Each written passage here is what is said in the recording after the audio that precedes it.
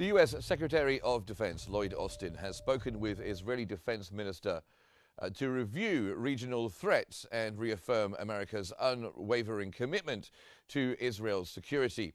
Austin emphasized the importance of ensuring the safety of Lebanese armed forces and UNIFIL forces in Lebanon, and reiterated the U.S. commitment to a diplomatic resolution in Lebanon that allows both Israeli and Lebanese civilians to safely return to their homes along the border.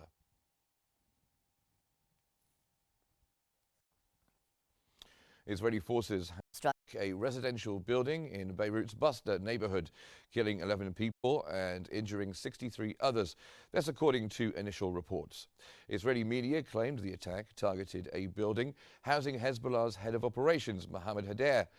Meanwhile, Lebanese media reported that the strike reduced the building to rubble and caused extensive damage to nearby structures. Rescue teams continue efforts to recover individuals trapped beneath the debris.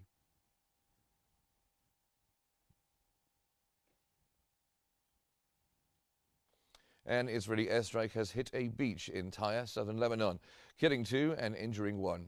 Earlier today, Israeli strikes targeted Beirut's southern suburbs after a morning evacuation alert. An announced strike also hit Beirut's Buster neighborhood, causing significant destruction.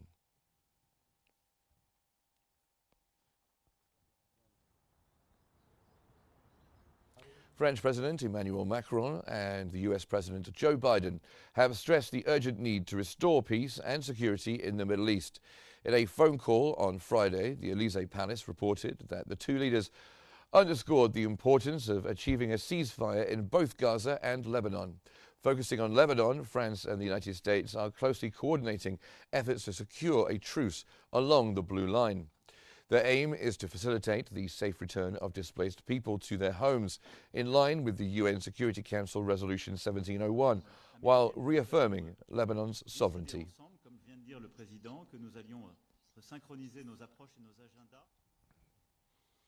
Israeli occupation forces have launched a new wave of airstrikes on Beirut's southern suburbs, shortly after issuing evacuation orders to residents of Hadath and Burj al-Bereshna. The orders announced by the Israeli Army's Arabic spokesperson on the platform X marked the warning of the day, urging citizens to evacuate immediately and move at least 500 meters away.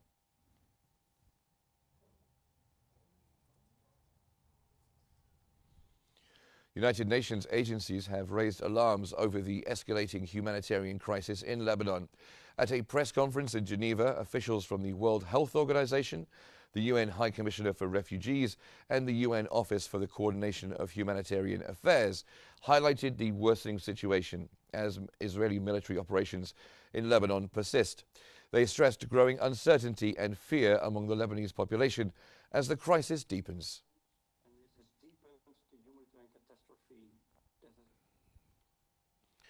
Israeli airstrikes have killed 5 paramedics in southern Lebanon, targeting emergency teams.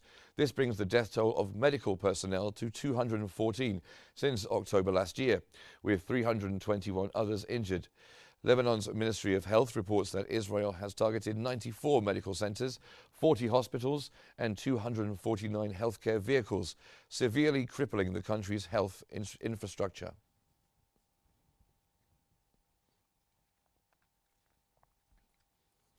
The caretaker Prime Minister, Najib Mikati, has met with Parliament members Taimour Jumblat and Wael Abu Afa'or to discuss the ongoing situation and ceasefire efforts.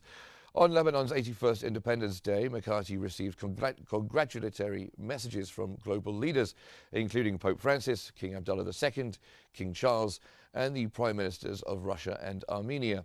The messages emphasize solidarity with Lebanon, support for its sovereignty, and aspirations for peace, stability, and stronger international cooperation.